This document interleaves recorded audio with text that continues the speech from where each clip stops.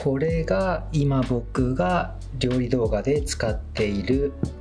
カメラのセットアップですね。で、未だに僕結構質問よくされるんですけど、例えばカメラ何使っているんですかとか、あとカメラマン何人雇ってるんですかとかあと編集どれくらい時間かかるんですかとかね、いろいろ質問されるんですけど、基本僕は撮影も編集も全部一人でやります。で、編集にかかる時間はやる気があれば 2,3 時間で終わる時もありますし、ほったらかしにしてて1年以上アップロードしてない動画とかもね実はあったりするんですけど、カメラのねギアに関してはもうこれもね本当に毎年のように新しい製品出て、で機能も良くなって、でこれ買い替えた方がいいかなと思ったものに関しては僕も結構機材入れ替えてるので、今回はね改めて今僕がどんな道具を使っているのかっていうのを紹介したいと思います。今使っているカメラのボディが、これはソニーの α7S3 ですね。これ発売日に買ってからずっと今まで使っています。ちょっとね今全体的にこのなんでしょうね、このカメラの保護シールみたいなの貼ってるんでちょっと質感がね違うんですけど、あんまりそこは気にしないでください。でレンズはですね、これもねずっと使ってるんですけど 35mm の F1.4 で、これは G マスターじゃないこのサイズの方ですね。それで実は僕が一番最初に買ったフルサイズのカメラはソニーの α7M2 で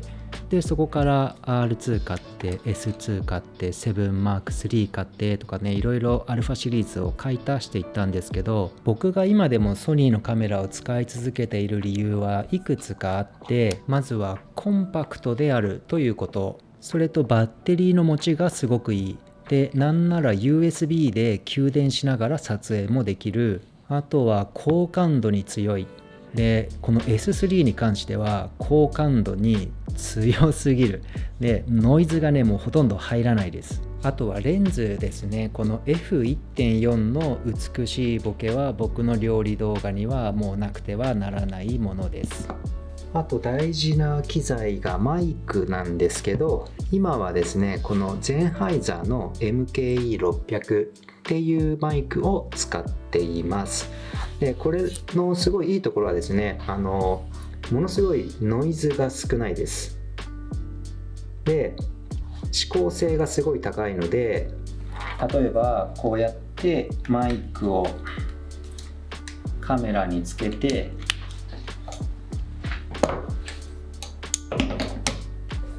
こうやって撮影した時にこっちの方で発生している音とかを本当にねあんまり拾わないです。これねすごいと思います。あと大事な機材の一つがこのモニターですね。で後で少しまた話をしますけど、僕は料理動画の場合は全てログ撮影でしているので、モニターで明るさ、特に明るさですね、明るさとかピントとかもそうなんですけど、特に露出を確認するためにのモニターを使って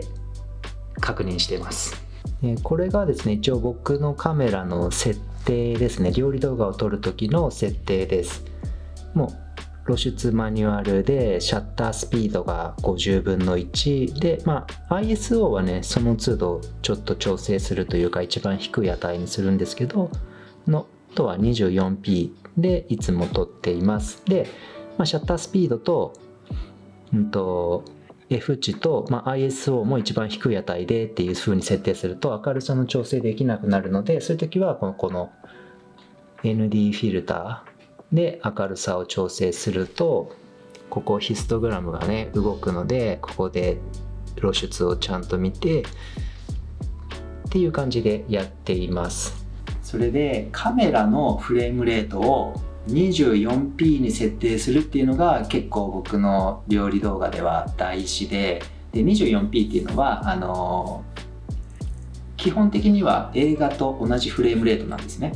なのですごい雰囲気が出るんです。でそれを例えば 30p とか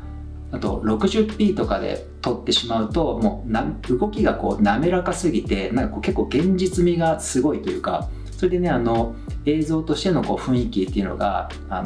非常に出しづらくなるので、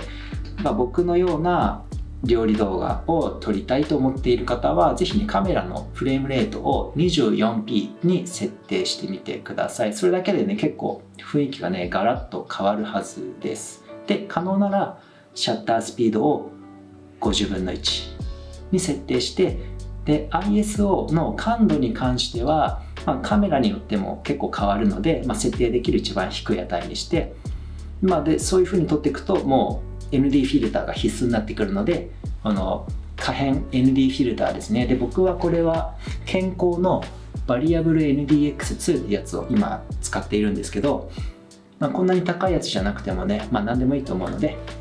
ND フィルターも使ってやると、より動画のクオリティ上がると思います。でログで撮るのはもうこれも結構必須条件といっても過言ではないくらい重要で、カメラのメーカーによってもいろんなログっていうのが設定されているんですけど、基本どれでもいいです。ちょっといろいろカラーグレーディングとはね難しいところではあるんですけど、それができるようになると結構自分の思った通りの色を出せたりとかするので、そこ挑戦したい方は頑張ってください。で三脚はですね本当にこれ何年使ってるんだろうっていうぐらいずっとこれを使っています。でちっちゃい三脚はですね、このテーブルトップの三脚は最近一つ買い足して、これが、全く同じやつなんですけど、これが2つあります。これテーブルの上用です。で上から撮る俯瞰撮影用にこの三脚をずっと使ってるんですけど、ただこの何でしょうね、三脚自体は別に何でもよくって、大事なのはねこの棒なんですよ。これはねスリックのスライディングアーム2っていうやつなんですけど、まだ売ってんのかなちょっと分かんないですけど、これがないとカメラがここに来るので三脚の足がつっちゃうんで、三脚の足がつんないようにカメラをオフセットしないといけないんですけど、それをするための棒で、これはどの三脚にも取り付けられるので、結構いろんなブランドから出てますので何でもいいと思いますけど、この棒がないと俯瞰撮影結構難しいと思います。でこのちっちゃい三脚はですね、これもスリックなんですけどミニプロ 7N っていうモデルのが2つあります。でこのねセンターポールがねもともと付属してるんですけど、これがあると低い位置でも撮れるし、高いところからちょっと上から撮ることもできるということで、すごい僕これ気に入って使ってるんですけど、このセンターポールをねいちいち取り外してでやったりしてると、結構手間がかかるので、もうセンターポールを常につけてるのと常に外してるのの2つを用意して、料理動画がスムーズに撮れるように今はしてあります。あとは照明ですね。照明どうやってるんですかってよく言われるんですけど、知ってる人は知ってると思うんですけど、僕はね基本的に自然光しか使わないんですね。でそれゆえの難しさっていうのはすごいあって、例えば今日なんかもそうなんですけど、すごい晴れてるんですけど雲がある時とか、例えば撮影を始めてで料理とかするじゃないですか。でしてる間にさっきまで晴れてたのに太陽雲が覆ってしまうと、もう露出も下がるしホワイトバランスもねどんどん青くなって変わっていっちゃうしで、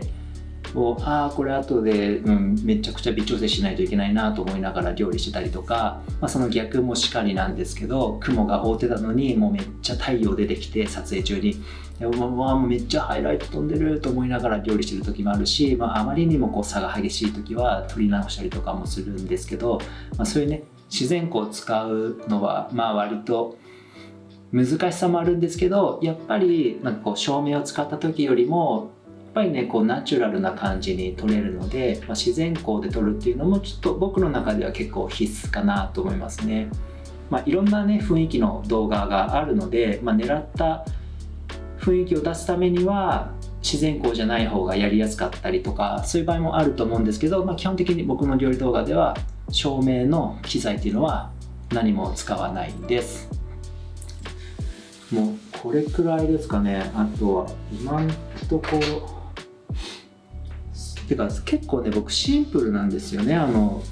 料理動画撮影する時って、ログで撮影する時はねこういうモニターとかもいるので結構ごちゃごちゃってするんですけど、